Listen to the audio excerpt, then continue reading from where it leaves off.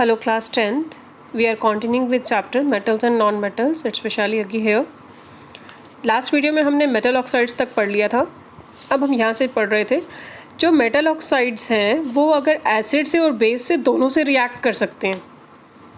वो metal oxides जो acid और बेस दोनों से रिएक्ट कर लें उनको बोलते हैं एम्फोटेरिक ऑक्साइड. प्लीज़ ये बहुत इंपॉर्टेंट क्वेश्चन है, मैंने इसे वेरी इंपॉर्टेंट लिखा है, ध्यान से सुनना. वो मेटल ऑक्साइड जैसे आपने मेटल ऑक्साइड्स पढ़े, ये पढ़ लिया, ये हो गया, ये हो गया, कई मेटल ऑक्साइड्स हैं. तो इनमें से सिलेक्टेड हैं जो बेस से भी रिएक्ट करते हैं और एसिड से भी रिएक्ट करते हैं, उनको हम एम्फोटेरिक ऑक्साइड्स बोलते हैं. ठीक है, मैं आपको इसका एग्जांपल बता रही हूँ. जैसे सबसे पहला एग्जांपल है एल्यूमिनियम ऑक्साइड. ये एल्यूमिनियम ऑक्साइड है, ये एसिड से रिएक्ट कर सकता है. एसिड मैंने मान लो हाइड्रोक्लोरिक एसिड ले लिया, तो कैसे रिएक्ट करेगा? एल्यूमिनियम पहले क्लोरीन के साथ जुड़ेगा, क्या बनाएगा? AlCl3. ये आपको पता है क्योंकि एल्यूमिनियम की वैलेंसी और क्लोरीन की वैलेंसी का कैसे पता चलता है? इसकी 1 है, इसकी 3 है, तो क्या बना? AlCl3. और जो ये दोनों बचे, इन दोनों से क्या बना? वाटर. यानी आपने क्या देखा? ये जो मेटल ऑक्साइड एल्यूमिनियम ऑक्साइड था, इसने एसिड से रिएक्ट करके सॉल्ट बनाया और वाटर रिलीज़ किया. ठीक है, ये तो था इसकी रिएक्शन एसिड के साथ.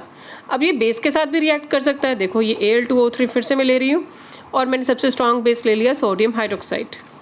अब ये कैसे रिएक्ट करेगा सोडियम हाइड्रोक्साइड के साथ? ये सोडियम हाइड्रोक्साइड के साथ रिएक्ट करके बनाएगा NaAlO2. ये रहा Na, ये रहा Al और ये रहा O. इन तीनों ने मिलके NaO और Al ने मिलके क्या बनाया? NaAlO2. बाकी जो ये बचे हुए दो चीज़ें हैं, इनसे क्या बना? वाटर. तो ये भी सॉल्ट है और ये भी वाटर है. तो आपने क्या ऑब्जर्व किया यहाँ से? एल्यूमिनियम ऑक्साइड ऐसा मेटल ऑक्साइड है जो एसिड से भी रिएक्ट कर लेता है और बेस से भी रिएक्ट कर लेता है.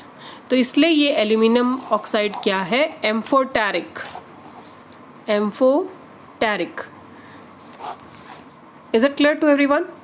ऐसा मेटल ऑक्साइड जो एसिड बेस दोनों से रिएक्ट करे, ये एसिड है और ये बेस है, एसिड बेस दोनों से रिएक्ट करे, उसको बोलते हैं एम्फोटेरिक ऑक्साइड. एक और ऐसा एग्जांपल है हमारे पास जिंक ऑक्साइड का. ये है ZnO. ये HCl से भी रिएक्ट करेगा और ये NaOH से भी रिएक्ट करता है. देखो कैसे. जिंक ने क्लोरीन के साथ मिलके क्या बनाया? ZnCl2.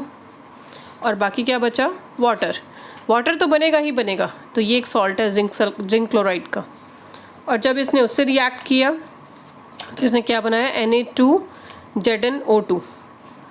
सोडियम, ये वाला ऑक्सीजन और ये वाला जिंक मिलके बनाएंगे Na2ZnO2 प्लस दोनों, ये दोनों मिलके क्या बना रहे हैं? वाटर. ठीक है, तो इसने क्या किया? जिंक ऑक्साइड ने एसिड से भी रिएक्ट किया और बेस से भी रिएक्ट किया, तो सॉल्ट एंड वाटर फॉर्म किए दोनों केसेस में. तो ये भी एम्फोटेरिक ऑक्साइड का एग्जाम्पल है. तो अगर मैं आपसे दो रिएक्शंस के थ्रू एग्जाम्पल पूछती हूँ तो इसकी भी दोनों रिएक्शंस लिखनी है, इसकी भी दोनों रिएक्शंस लिखनी है. तो बहुत इंपॉर्टेंट टॉपिक है, आपका सिलेबस रिड्यूस हो गया है, तो ये छोटी छोटी चीज़ें ही बहुत इंपॉर्टेंट है. ठीक है, तो आपको ये क्वेश्चन तो मेरे को बस 5 मार्क्स का एज इट इज़ लिख के देना है. एम्फोटेरिक ऑक्साइड की पहले डेफिनेशन लिखनी है. एम्फोटेरिक ऑक्साइड की डेफिनेशन क्या है? The metal oxides which react with both acids and base. The metal oxides which react with both acids and bases are called amphoteric oxide. They produce salt and water. ये मैंने proper definition बोल दी है, आप इसको लिखोगे 5 marks question के लिए, इसको प्रिपेयर रखो. The metal oxides that react with both acids and bases and produce salt and water are called amphoteric oxide. For example aluminium oxide and zinc oxide. अगर इतना 1 मार्क्स का क्वेश्चन है तो इतना ही बोलोगे, और अगर रिएक्शंस के थ्रू एक्सप्लेन करो तो दोनों की रिएक्शंस भी लिखनी है आपको. ठीक है, तो ये आपका एम्फोटेरिक ऑक्साइड का टॉपिक था पूरा, इसको अच्छे से कर लीजिए.